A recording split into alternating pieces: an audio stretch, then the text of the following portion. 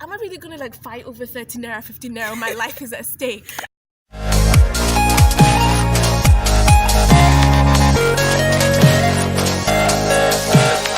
Hi guys, welcome back to our channel. My name's Ty. My name's Kenny and we're we're the BaloTwins. If you're new here, don't forget to like, share, subscribe. And if you're already a part of the family, thank you so much for coming back. We really love and appreciate you.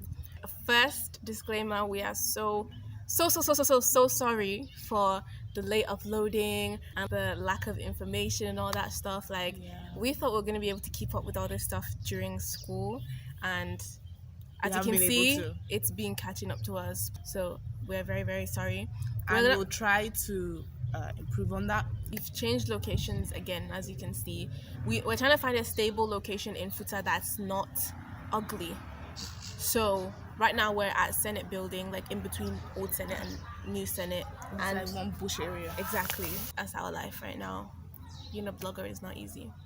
So back to the video. In today's video, we're going to be talking about how not to get charmed or jazzed while you're like on the streets. We have honestly never been charmed or jazzed in our life, but like people, obviously, our friends, like have gone through those things, and we don't want it to just be like, nah, it's just when you're a ritual West African thing. But it's like, it real. Seems fake, but it happens to people. You might be thinking, why are these two girls telling us about them? They even sound like people that don't know about life. So no, but like it's never really happened to us. So I think I'm gallant enough to say that yes, I have a right to educate the rest of the world on how it shouldn't happen to them. Exactly, you know? Like what we do to prevent it from happening to us.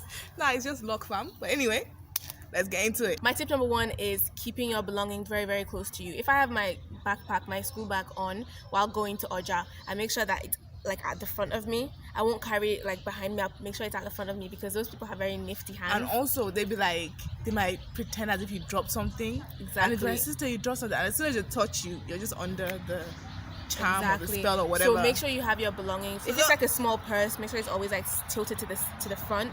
Backpack, put it at the front of you. Another tip is that if you're going somewhere and you don't really know the place, don't go alone. Yeah. Because there's some people, there's a style that they use that they're like, if you're in a certain place, like let's say that where I am now is like Ayobami Junction or whatever, and then there's somebody walking around that area and they're still asking you, where's Ayobami Junction? That person is up to something. So you should know where you are at a certain time. So if they're asking you something, just walk away, because if you answer, that's another problem for you.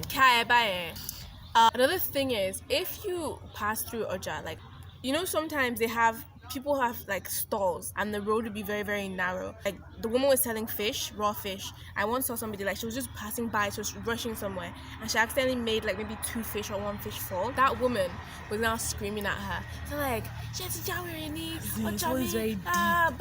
in like that woman was already saying like sorry, she was already apologizing. She was not trying to help her pick it up. And then the woman now started shouting like, the shop woman now started shouting, why are you doing that, blah blah. So then she was like, okay, let me leave it. She's now left it. She's now going, she's like, you're not going to pick it up, Abby. I wasn't going to like intervene, but I was just going to say something out loud.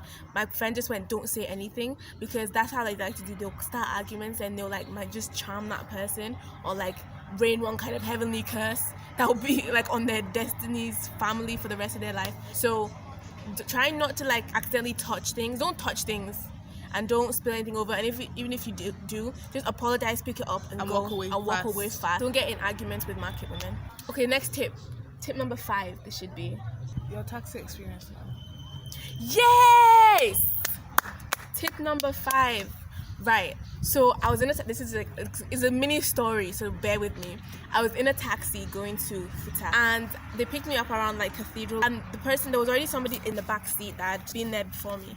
Then the next stop, somebody got off, somebody new came inside. That woman that was next to me came with 2 other people in front. The man driving the taxi cab went to the back to like help the other person check out his luggage. So when he now went inside, and it was not like that, this woman, the woman that was about to get off, it was like, I saw your bag full of money, and she was like that, she doesn't know anything about it. And he was like, how can you not know anything about it? It's your bag, and it's full of like money. It's not just naira, it's dollars. Nah, so then the woman was like, dollars.